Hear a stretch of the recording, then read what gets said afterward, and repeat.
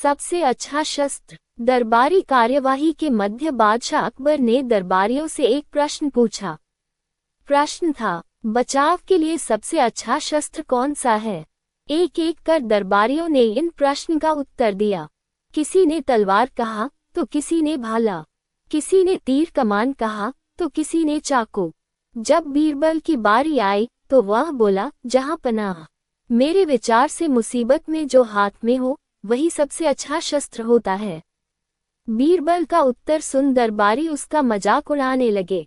अकबर भी उसके उत्तर के संतुष्ट नहीं हुए। बीरबल उस दिन तो अपमान का घूंट पीकर रह गया, लेकिन अपनी बात सही साबित करने का मौका बहुत जल्द उसके हाथ लग गया। बादशाह अकबर अक्सर भेष बदलकर नगर भ्रमण पर निकला करते थे। बीरबल भी उनके साथ ही होते थे। एक दिन इसी तरह वे दोनों नगर भ्रमण पर निकले। वे एक तंग गली से पैदल गुजर रहे थे। तभी एक मतवाला हाथी उस गली में आ गया। उस हाथी को देख अकबर डर गए। उस समय उनके पास एक तलवार थी, लेकिन इतने बड़े हाथी के सामने वह किसी काम की नहीं थी। उन्हें अपने बचाव का कोई रास्ता नहीं सूझ रहा था। गली इतनी तंग थी कि वहां से भाग पाना लगभग नामुमकिन था। उस गली में एक किनारे पर एक छोटा सा पिल्ला बैठा हुआ था।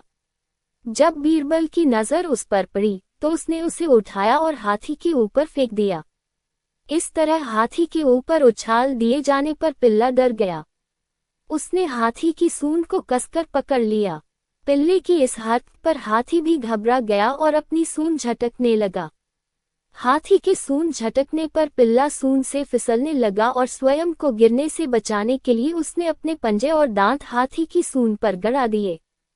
हाथी बिलबिला उठा और सूंड को झटकते हुए पलटकर गली के बाहर भागने लगा। हाथी के गली से बाहर भागने पर अकबर को चैन आया।